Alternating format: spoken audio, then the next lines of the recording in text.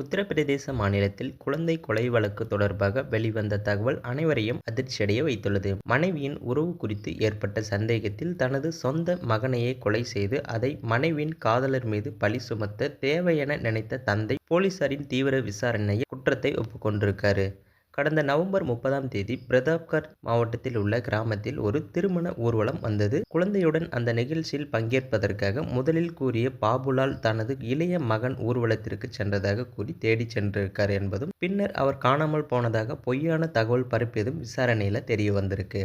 ஆனால் உண்மை வேறு. விசாரணையில் போலீசாரிடம் பாபுலால் ஒப்புக்கொண்டது பெரும் அதிர்ச்சியை ஏற்படுத்தியிருக்கு. குழந்தையை ஒரு ஒதுக்குப்புறத்திற்கு கொண்டு சென்றேன். முதலில் கைகளால் அடித்தேன். மயங்கியவுடன் உதைத்து தரையில் வீழ்த்தினேன். பிறகு காலணியால் முகத்தில் பல முறை அடித்தேன். அதன் பிறகு திருமண ஊர்வலத்திற்கு திரும்பிச் சென்று குழந்தை காணவில்லை என்று நாடகம் ஆடினேன் எனவும் கூறி அவர் ஒப்புக்கொண்டிருக்காரு. டிசம்பர் 1ஆம் தேதி கிராமத்தில் அருகிலுள்ள கடுகு வயலில் குழந்தையின் சடலம் கண்டெடுக்கப்பட்டிருக்கு. இதையடுத்து குழந்தையின் தாத்தா புகாரும் கொடுத்திருக்காரு. காவல்துறையினர் விசாரணை மேற்கொண்ட போது பாபுலால் தனது வாக்குமூலத்தை பல முறை மாற்றியதால் போலீசாருக்கு சந்தேகம் ஏற்பட்டிருக்கு. பிறகு போலீசார் அவரது வீட்டிற்கு சென்றபோது பாபுலால் பின்புற சுவரை உடைத்து தப்பி ஓடியதும் சந்தேகத்தை மேலும் உறுதி செய்தது. சிறப்பு போலீஸ் குழுக்கள் தொடர்ந்து தேடி வந்த நிலையில சனிக்கிழமை அவரை கைது செய்து நீதிமன்றத்தில் ஆஜர்படுத்தப்பட்டு சிறையிலும் அனுப்பியிருக்காங்க.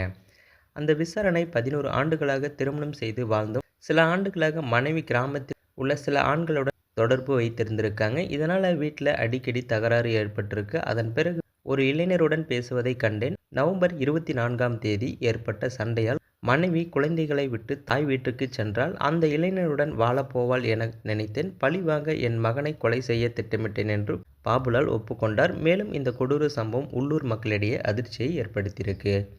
ஸோ இந்த தகவலை பற்றி நீங்கள் என்ன நினைக்கிறீங்கிறத மறக்காமல் கமெண்ட்டில் சொல்லுங்கள். மேலும் இது போன்ற இன்னொரு வீடியோவில் சந்திப்போம்.